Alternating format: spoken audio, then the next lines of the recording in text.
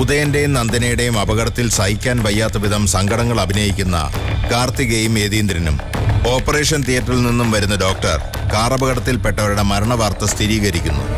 Dead body ആദ്യം കാണാനായി Prathapavarma. Body കാണുന്ന പ്രതാപവർമ്മ ഞെട്ടുന്നു. മരിച്ചത് ഉദയനല്ലെന്ന് തിരിച്ചറിയുന്നു. കാർത്തികയിലും യതീന്ദ്രനിലും രഘുനാഥനിലും അതിശയം.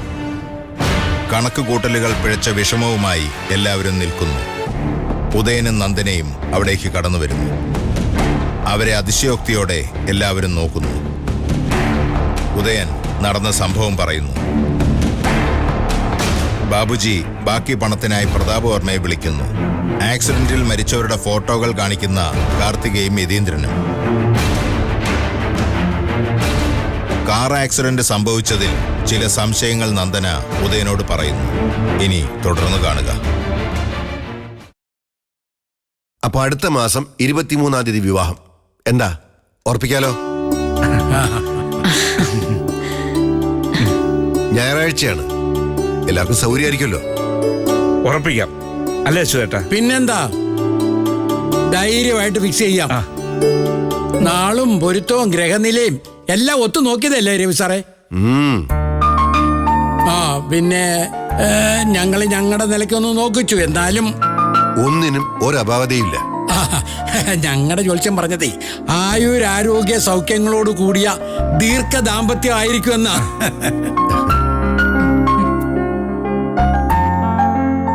കല്യാണം എവിടെ വെച്ച് നടത്തണമെന്നാ ഉദ്ദേശിക്കുന്നത്?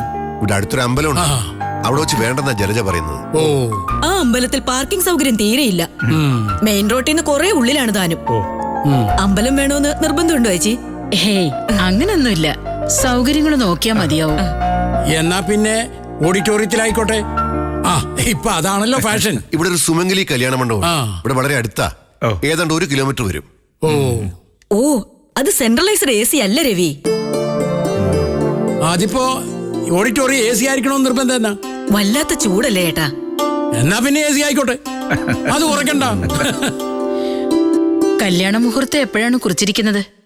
പകൽ 11-നും 11:25-നും മധ്യേ. ഓ, നല്ല സമയമാ. ദൂരമുള്ള ആൾക്കാർക്ക് എത്തിച്ചേരാനും സൗകര്യമായിരിക്കും. കെട്ട് കഴിയുമ്പോഴത്തേക്കിന് ഊണിന്റെ സമയാവും. അല്ല, വരുന്നവർക്ക് നേരെ പോയി സദ്യക്ക് ഊരിക്കാം. അല്ല, ഈ വരനെ സ്വീകരിക്കാനുള്ള സമയം അത് 10:30. ഉച്ച കഴിഞ്ഞ് 3:40-ന് ശേഷം വരന്റെ വീട്ടിലേക്ക് ഗൃഹപ്രവേശം. എല്ലാം കൊണ്ടും സൗകര്യമുള്ള സമയമാണ്. രവി സാറിന്റെ ജ്യോതിഷ കണക്കൂട്ടലുകൾ ഒന്നാന്തരം. പിന്നെ ആ കാറ്ററിംഗ് ഏജൻസിക്ക് നേരത്തെ ഡീറ്റെയിൽസ് കൊടുക്കണം. അല്ല, അവിടുന്ന് എത്ര പേരുണ്ടാവും ഏകദേശം? അതിപ്പോ എത്ര ഉണ്ടാവും ചേട്ടാ? ഒറ്റ മോന ഹരിപ്രസാദ് എന്ന് വെച്ച് കരയടക്കം കല്യാണത്തിന് ക്ഷണിക്കുന്നുമില്ല. ഹരിക്ക് അതൊന്നും ഇഷ്ടമില്ലെന്നുള്ളതാ അതിന്റെ ശരി. എന്നാലും രേണുകേ, കുടുംബക്കാരും അത്യാവശ്യം നാട്ടുകാരുമായി എത്ര പേരുണ്ടാവും? എനിക്കാണോ അതൊക്കെ നിശ്ചയം?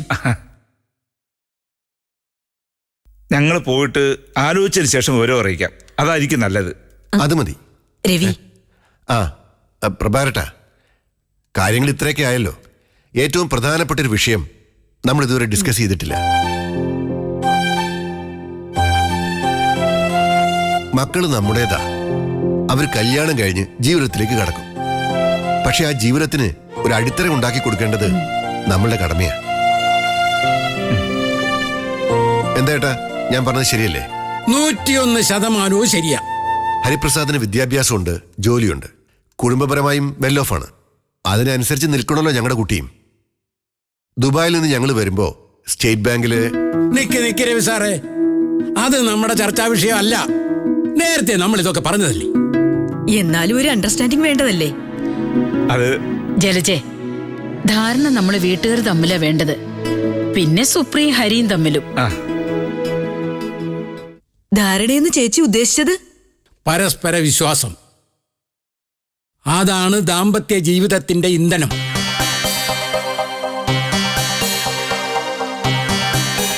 പ്രഭാകരനും രേണുകയും തമ്മിലുള്ള വിശ്വാസം മറ്റൊരിടത്തും ഞാൻ കണ്ടിട്ടില്ല.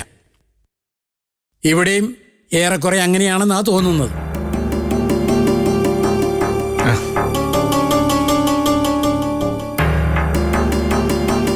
അപ്പൊ ഫൈനലായിട്ട് നമ്മൾ തീരുമാനിക്കുന്നു. വരുന്ന മാസം 21-ാം തീയതി ഹരിപ്രസാദും സുപ്രിയയും തമ്മിലുള്ള വിവാഹം.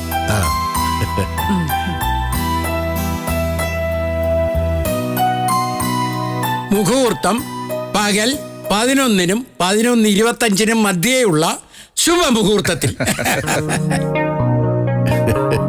ഓക്കെ.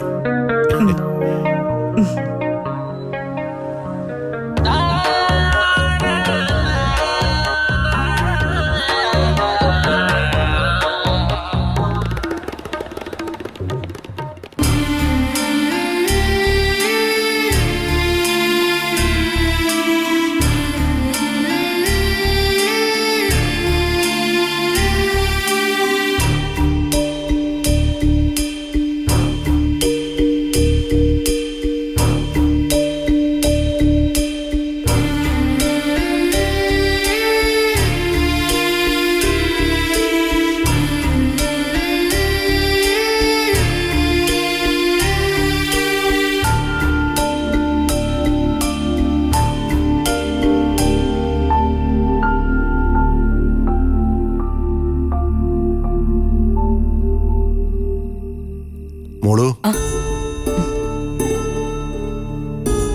ഫ്രണ്ട്സിനെയൊക്കെ മാരേജിന്റെ കാര്യം അറിയിച്ചോ? ഇല്ല, അതിനൊക്കെ ഇനി സമയമുണ്ടല്ലോ അച്ഛാ. പ്രപ്പോസലിനെ കുറിച്ച് കൂട്ടുകാരോട് പറഞ്ഞില്ല? ഓ, ആദ്യത്തെ അനൗൺസ് ചെയ്യാനെന്താ? ലോകത്തിലെ ആദ്യത്തെ സംഭവമാണോ എന്റെ കല്യാണം? ലോകത്തിലെ ആദ്യത്തെ സംഭവമൊന്നുമല്ല, പക്ഷെ നിന്റെ ലൈഫിലെ ആദ്യത്തെ സംഭവമാണോ? ശരി, മോൾ ആരെയൊക്കെ ക്ഷണിക്കുന്നത്? അതിന്റെ ടോട്ടൽ നമ്പർ എന്നോട് പറയണം. സദ്യക്ക് ഓർഡർ എടുക്കാൻ വേണ്ടിയാ. അധികം പേര് ഇൻവൈറ്റ് ചെയ്യുന്നില്ല അച്ഛാ. അതെന്താ? അതിപ്പോ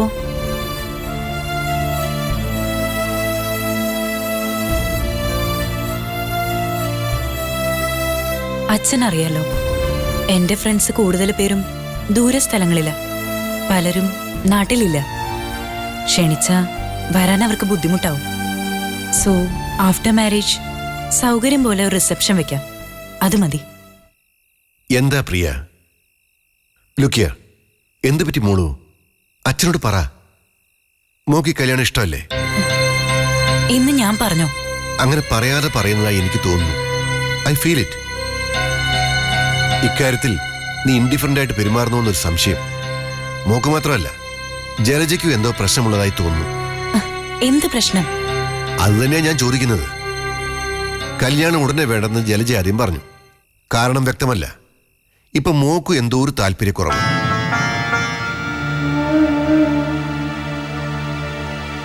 എന്തുണ്ടെങ്കിലും ഓപ്പണായിട്ട് എന്നോട് പറയാം. അച്ഛനോട് എന്തും സംസാരിക്കാനുള്ള സ്വാതന്ത്ര്യം മോക്കുണ്ട്. എന്നിൽ നിന്ന് എന്തെങ്കിലും രഹസ്യം നിങ്ങൾ മറച്ചു വെക്കുന്നുണ്ടോ?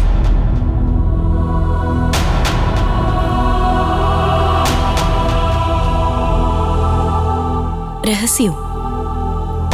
നത്തിങ്. ഒന്നുമില്ല അച്ഛാ. ശരി, മോളെ അച്ഛന് വിശ്വാസമാണ്.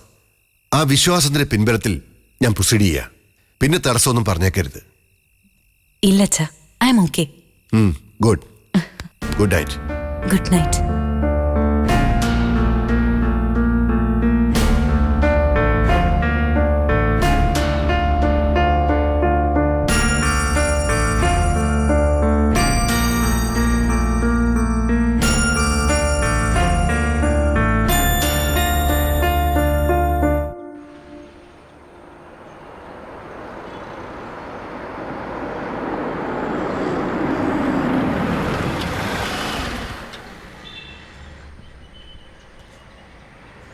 ആ, എന്താ കാർത്തികേ?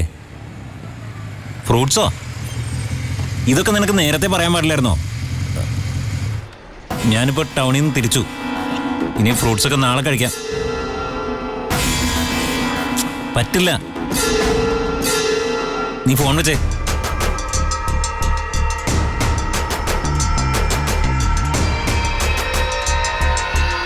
ആ ബാബുജി, അവനെ ബ്ലോക്ക് ചെയ്തു. ഫോണിൽ സംസാരിച്ചുകൊണ്ടിരിക്കുക. പറയുന്നത് കേൾക്കാൻ. നമ്മുടെ ഹൈവേ ഹോട്ടലിന്റെ ഫ്രണ്ടിൽ. പെട്ടെന്ന് വാ.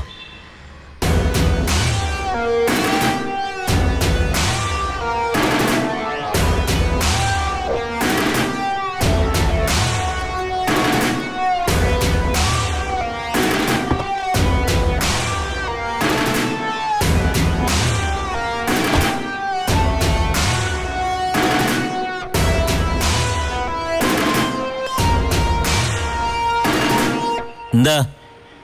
ബാബുജിക്ക് സാറിനെ ഒന്ന് കാണണം. ആർക്ക്? നിങ്ങളാരാ? സാറിന് എന്നെ മനസ്സിലായില്ലേ? ഇല്ല. താനാരാ? ഒന്ന് ഓർത്ത് നോക്ക്. ഞാൻ ഓർക്കുന്നില്ല. താൻ വണ്ടി എടുത്ത് മാറ്റി. വഴി തുറന്നു നിർത്തി വെറുതെ അഭ്യാസം കാണിക്കല്ലേ. പോകാൻ വരട്ടെ.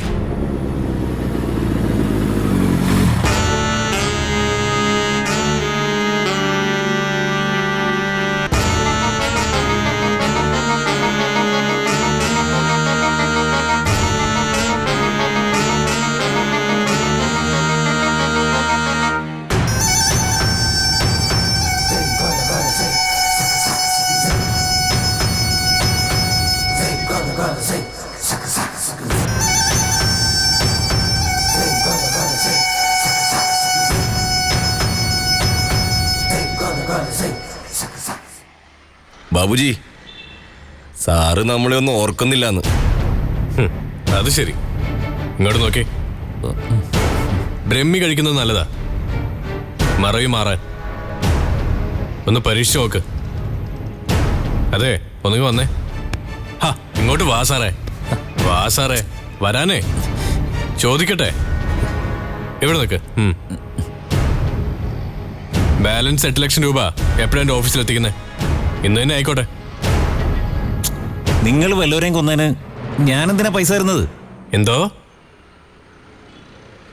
ഉദയേട്ടനും നന്ദനായിരുന്നു എൻ്റെ ടാർഗറ്റ്. അവരെ തട്ടിക്കളയാൻ വേണ്ടിയാ ഞാൻ പൈസ ഓഫർ ചെയ്തത്. ചത്തത് വേറെ 2 പേര്. അതിന് ഞാൻ കൂലി തരണമെന്ന് പറയുന്നതിൻ്റെ യുക്തി എന്താ? എല്ലാത്തിനും ഒരു ന്യായം വേണമല്ലോ. ഇങ്ങോട്ടും നോക്കിയേ. യുക്തി ന്യായമൊന്നും എനിക്കറിയേണ്ട കാര്യമില്ല. നിങ്ങൾ പറഞ്ഞ അതേ കാറാണ് ഞാൻ ഇടിച്ച് തകർത്തത്. ആ വണ്ടിക്കുള്ളിൽ ഇരകളെ എത്തിച്ചേരാന്നുള്ളത് നിങ്ങളുടെ ഡ്യൂട്ടിയാ. അവിടെ എന്തെങ്കിലും പിഴവ് സംഭവിച്ചിട്ടുണ്ടെങ്കിൽ അത് നിങ്ങളുടെ ഉത്തരവാദിത്തം.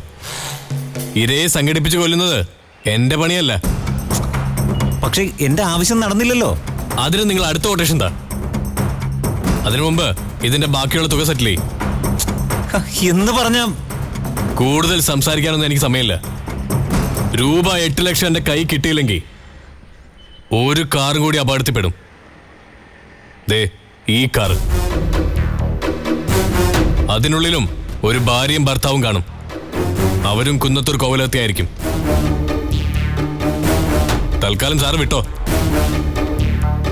പിന്നെ ഒന്ന് നിന്നേ. പൈസ റെഡിയായിട്ട് വിളിച്ചാൽ മതി. വിളിക്കണം. വിളിക്കും.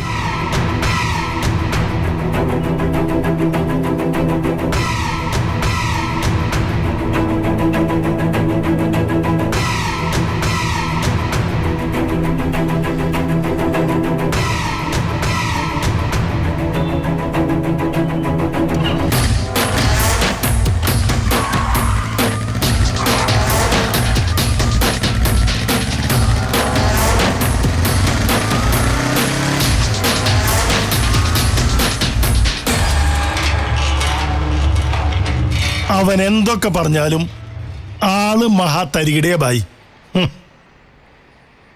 അതുകൊണ്ട് തന്നെ കാശ് കിട്ടുന്ന കാര്യം ഞാൻ വാങ്ങിക്കും. പുഷ്പം പോലെ പണം എന്റെ മുമ്പിൽ കൊണ്ട് വെക്കും. വെച്ചില്ലെങ്കിലേ വെപ്പിക്കണം. അതൊക്കെ ബായിയുടെ മിടുക്ക്. പിന്നെ പറഞ്ഞ പ്രകാരമുള്ള മുഴുവൻ തുകയും വാങ്ങിച്ചിരിക്കണം. അവനൊന്നും വെറുതെ വിടാൻ പാടില്ല.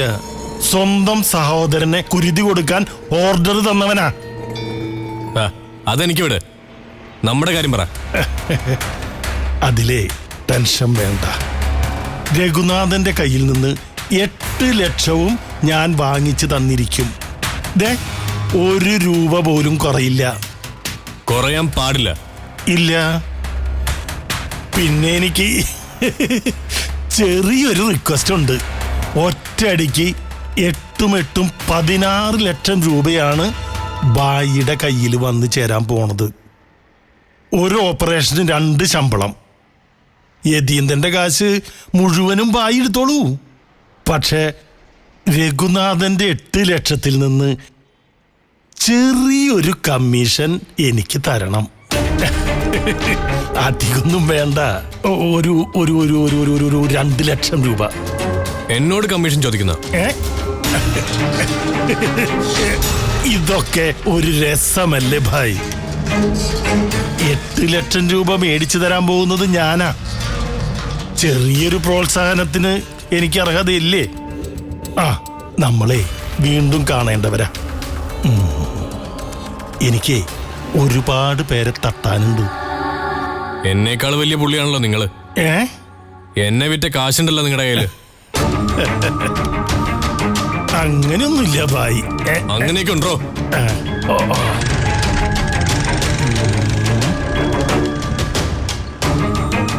ഇവൻ വളരെ നല്ല മാന്യനായിട്ടുള്ള ഗുണ്ടയാണല്ലോ.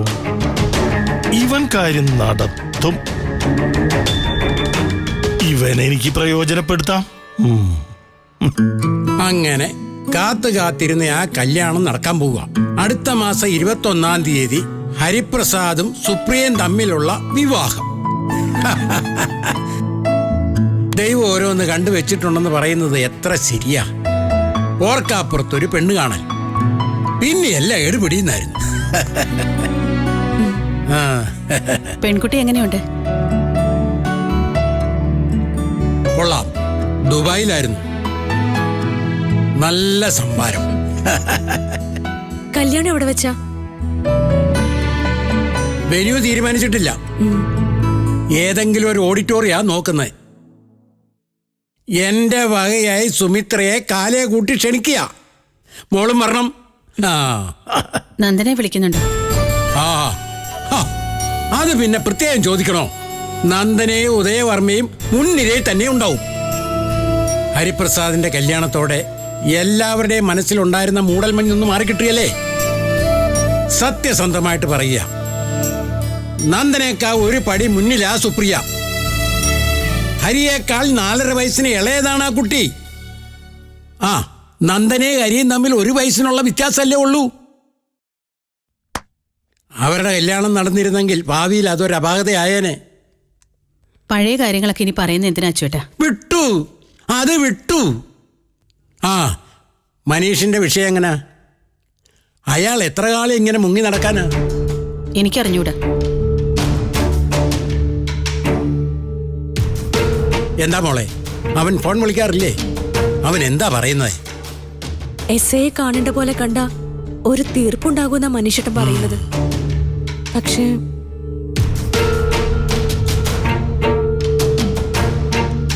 എന്താ സുമിത്രേ? എസ് ഐക്ക് കൈക്കൂലി കൊടുത്ത് കേസ് ഒതുക്കി തീർക്കണം. അതിന് ഞാൻ സമ്മതിക്കില്ലെന്നാ അവക്ക് പറയാനുള്ളത്. കൊച്ചു പറയുന്നതിൽ ന്യായമുണ്ടേ. അത് താൽക്കാലികമായ ന്യായമല്ലേ? കൈക്കൂലി കൊടുത്താ കേസ് ഒന്ന് തണുക്കുമായിരിക്കും, അല്ലാതെ അവസാനിക്കില്ലല്ലോ. പിന്നെ അത് പ്രശ്നമാവും.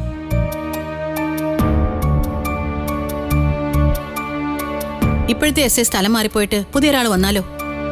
വീണ്ടും ആ കേസ് കുത്തിപ്പൊക്കും. അന്നേരം കൈക്കൂലി ആര് കൊടുക്കും? പിന്നെ നമ്മൾ എന്ത് ചെയ്യും അമ്മേ? ഒരാൾ വിചാരിച്ചാലേ പരിഹാരം ഉണ്ടാവൂ. ചന്ദ്രൻപിള്ള അയാളാണല്ലോ കേസ് കൊടുത്തിരിക്കുന്നേ. ഞാനൊന്ന് ചെന്ന് സംസാരിക്കാം. ആളൊരു കുഴപ്പക്കാരനാണെന്ന് എനിക്ക് തോന്നുന്നില്ല. പുള്ളിക്കാരന് നഷ്ടമൊന്നും സംഭവിച്ചിട്ടില്ലല്ലോ. പ്രമാണം ബാങ്കിൽ കൊണ്ടുചെന്നു എന്നല്ലാതെ അത് വെച്ച് മനീഷയുടെ വായ്പയൊന്നും എടുത്തിട്ടില്ല. വായ്പ കൊടുക്കാത്തോണ്ടല്ലേ, അല്ലാതെ അവൻ വേണ്ടെന്ന് വെച്ചാലല്ലോ. അപ്പോഴും അവനെ ന്യായീകരിക്കാൻ അവള് നോക്കുന്നേ. അതങ്ങനെയല്ലേ സുമിത്ര വേണ്ടത്? മനുഷ്യനെ സപ്പോർട്ട് ചെയ്യേണ്ടത് ലൈലയുടെ ധർമ്മമാ. അതുകൊണ്ടാ അവൻ പിന്നെയും ഏടാകൂടങ്ങളിൽ ചെന്ന് പെടുന്നത്. മനീഷ് ഒരുത്തനെ കൊന്നേച്ചു വന്നാ സുമിത്ര എന്ത് ചെയ്യും? കേക്കട്ടെ. വീട്ടിൽ കേട്ടില്ല ഞാൻ അവനെ. എവിടാന്ന് വെച്ചാ പോവാൻ പറയും. എന്നാ പിന്നെ എനിക്കൊന്നും പറയാനില്ല.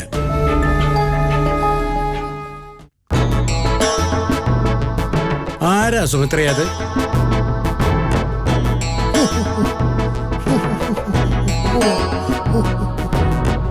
രാജേഷിന്റെ അച്ഛനാ, അനിലയുടെ. മനസ്സിലായി. എന്തോ ഉഷ്ണമാ സുമിത്ര ഇത്. കുംഭമാസത്തിൽ ഇത്രയാണെങ്കിൽ മീനവും മേടവും മാസവും ഒക്കെ വരുമ്പോ എന്തുമായിരിക്കും? 40 ഡിഗ്രി സെൽഷ്യസ് വരെ എത്തുമെന്നാ പത്രക്കാര് പറഞ്ഞിരിക്കുന്നത്. സകല മരങ്ങൾ ഇല പൊഴിക്കാൻ തുടങ്ങി. ഇവിടെ ഇല ഉണ്ടെങ്കിലല്ലേ പൊഴിക്കാൻ പറ്റൂ. അല്ല, ഇതാരാ സുമിത്ര? മനസ്സിലായില്ലല്ലോ. അച്യുതേട്ടൻ, അപ്പുറത്തെ വീട്. പിടികിട്ടി. അനില മോള് പറഞ്ഞിട്ടുണ്ട് അച്ചുമാവന്റെ കാര്യം. നമസ്കാരം കുറിപ്പേട്ട. ഐ ആം KN തങ്കപ്പനാചാരി, തത്വശാസ്ത്ര വിദഗ്ധൻ, കൈനഗിരി PO, ആലപ്പുഴ. ഓ, സുമിത്ര പറഞ്ഞു. പറഞ്ഞു. ശിവരാമൻ ഉള്ളപ്പോഴേ ഞാൻ ഈ വീട്ടിലെ ഒരൽപ്പക്കാരൻ. നല്ല കാര്യം. ഓ, ആട്ടെ, മക്കൾ എത്ര പേരാ? എന്ത് ചെയ്യുന്നു? എനിക്ക് 3 പേരാ. ദൈവം സഹായിച്ച് 3 പേരും നന്നായിരിക്കുന്നു. മൂത്തത് മോള്, പൊൻകുന്നത്ത് അയച്ചിരിക്കുന്നത്. മരുമകൻ പട്ടാളത്തിലായിരുന്നു, ഇപ്പൊ നാട്ടിലുണ്ട്. രണ്ടാമത്തത് മോനാ, കുടുംബത്ത് താമസം. ഇളയതും പെണ്ണാ, തെന്മലയാ ഭർത്താവിന്റെ വീട്. എസ്റ്റേറ്റും കാര്യങ്ങളും ഒക്കെ ആയിട്ട് സുഖമായിട്ട് ജീവിക്കുന്നു. അതുകൊണ്ട് കുറുപ്പിയേട്ടൻ സ്വസ്ഥമായിട്ട് ഇങ്ങനെ നടക്കുന്നു. പിള്ളേർക്കുള്ള ഓഹരിയൊക്കെ കൊടുത്തായിരുന്നോ? 2 കൊല്ലം മുമ്പ് കുടുംബ സ്വത്ത് ഭാഗം വെച്ചു. 3 മക്കൾക്കും വീതം കൊടുത്തു. അങ്ങനെ ബാധ്യതയെല്ലാം തീർത്ത് സ്വസ്ഥം സുഖം. ഇനി തെക്കോട്ടുള്ള വണ്ടി എപ്പോ വന്നാലും ഞാൻ റെഡി. ഉടനെ വരും. സുമിത്ര ഇത് കേൾക്കുന്നുണ്ടല്ലോ. കേട്ടാ മാത്രം പോരാ, കേട്ടു പഠിക്കേണ്ട കാര്യമാ പറഞ്ഞത്. ഘടാഘടിയനായ അച്യുതക്കുറുപ്പിയേട്ടൻ ഒരച്ഛൻ്റെതായ എല്ലാ ചുമതലകളും തീർത്തു. എന്നിട്ട് ആ കയ്യും കെട്ടി നിൽക്കുന്നു തെക്കോട്ടുള്ള വണ്ടിയും കാറ്റ്. സുമിത്രയോ? മനുഷ്യന്റെ കാര്യമോ സുമിത്രേ? ആ മുറ്റത്തോട്ട് ഇറങ്ങുമ്പോ ഒന്ന് ചടഞ്ഞു വീണാ മതി, സകലതും അവതാളത്തിലാവും. അല്ല, സുമിത്രയ്ക്ക് അങ്ങനെ പറ്റാതിരിക്കട്ടെ. അഥവാ പറ്റിയാൽ എന്താവും പനിക്കലെ കാര്യങ്ങള്? എന്താവും മക്കളുടെ കാര്യങ്ങള്? മനീഷാണൊരുത്തന, എങ്ങനെ വീണാലും അവൻ 4 കാലയിലേ വീഴൂ. അല്ല, മനീഷ് എപ്പോഴും 4 കാലയിലാന്നാ ആൾക്കാരെല്ലാം പറയുന്നത്. അതേസമയം അനിലയുടെ കാര്യമോ? തങ്കപ്പനാശാരിയുടെ വീട്ടില് അനിലേക്ക് സുഖമാണെന്നാണല്ലോ കേട്ടത്. തീർച്ചയായിട്ടും. താണ്ടേ ഇങ്ങോട്ട് നോക്കിയ കുറിപ്പേട്ട, കുനിഞ്ഞൊരു കരിയില പോലും എടുക്കേണ്ട കാര്യമൊക്കെ ഇല്ല. വ്യായാമം ചെയ്യാനേ ഇപ്പോഴും നടപ്പ് യന്ത്രം മേടിച്ചു കൊടുത്തിട്ടുണ്ട് രാജേഷ്. അത് ഞങ്ങളുടെ ഡീസൻസ്. പക്ഷെ അത് മതിയോ? നടപ്പ് യന്ത്രം വേണ്ട, ഇരിക്കാനൊരു കസേര. അയ്യോ, അപ്പൊ വീട്ടിൽ കസേര ഇല്ലേ? വീട്ടിൽ കസേരയുണ്ട്. അതല്ല, അമ്മ വീട്ടിൽ നിന്നൊരു കസേര മേടിച്ചു കൊടുത്തിട്ടുണ്ടോ എന്ന് ചോദിക്കുമായിരുന്നു. ഞങ്ങളുടെ വീട്ടിൽ അവള് മരുമോളായിട്ട് വന്നു. ദാണ്ടേ ഈ സുമിത്ര അടുക്കള കാണൽ ചടങ്ങിന് അവിടെ വരെ വന്നില്ല. അനില ഗർഭിണിയായി, പെണ്ണിന്റെ വയറ് കാണൽ ചടങ്ങിന് അവിടെ വരെ വന്നില്ല. പ്രസവിച്ചു, കുഞ്ഞിനെ കാണാൻ വന്നില്ല. 28 കെട്ടിന് 100 കെട്ട് നടത്തി, അതിനും വന്നില്ല. സുമിത്രയുടെ സാഹചര്യം കൂടി ഒന്ന് മനസ്സിലാക്കണം. ജീവിതം മൊത്തത്തിൽ കൈവിട്ടു പോയ ഒരു സിറ്റുവേഷൻ ആയിരുന്നു ഇവിടെ. അനിലയോട് സുമിത്രയ്ക്ക് സ്നേഹമില്ലാഞ്ഞിട്ടല്ല, അവഗണിച്ചതുമല്ല, ഒട്ടും സഹായിച്ചതുമില്ല. എന്തുവാ കുറിപ്പിയേട്ടാ ഇത്? ലോകത്തെവിടെങ്കിലും കേട്ടുകേൾവിയുള്ള കാര്യമാണോ? സംഭാരമാ കുറിച്ചല്ലയോ? അല്ല, മീശയിൽ അതിന്റെ ശേഷിപ്പൊക്കെ ഇരിപ്പുണ്ട്. അത് തൂത്ത് കളഞ്ഞിട്ട് പറഞ്ഞാട്ടെ. ദാണ്ടേ, ലോകത്തെവിടെങ്കിലും കേട്ടുകേൾവിയുള്ള കാര്യമാണോ? സുമിത്ര അനിലേക്കുള്ളൂ കൊടുക്കണ്ടായോ? താണ്ടേ, ഇത് പറയാൻ വേണ്ടി വാടക വീട്ടിൽ ഇവിടെ നടന്ന് എന്റെ ഒരു ജോഡി ചെരുപ്പ് തേഞ്ഞുപോയി, നാക്കിലെ വെള്ളവും പറ്റി. സുമിത്രയ്ക്ക് മാത്രം ഒരു ചലനവും ഇല്ല. അനിലേക്ക് വേണ്ടി എന്താന്ന് വെച്ചാ സുമിത്ര ചെയ്യും. എന്ന്? എപ്പോ? എങ്ങനെ? സുമിത്രേ, ഇത് ലാസ്റ്റ് വാണിംഗ്. ഇനി ഈ കാര്യം പറയാൻ ഞാൻ ഈ പനക്കലോട്ട് വരത്തില്ല. പകരം ഒരു വണ്ടി ഈ മുറ്റത്ത് വന്നിരിക്കും. അതിൽ നാരിറങ്ങുമെന്നും പിന്നെന്ത് നടക്കുമെന്നും കാത്തിരുന്ന് കാണാം. See you കുറിപ്പേട്ടെ. പോയിട്ട് വരട്ടെ മോളെ.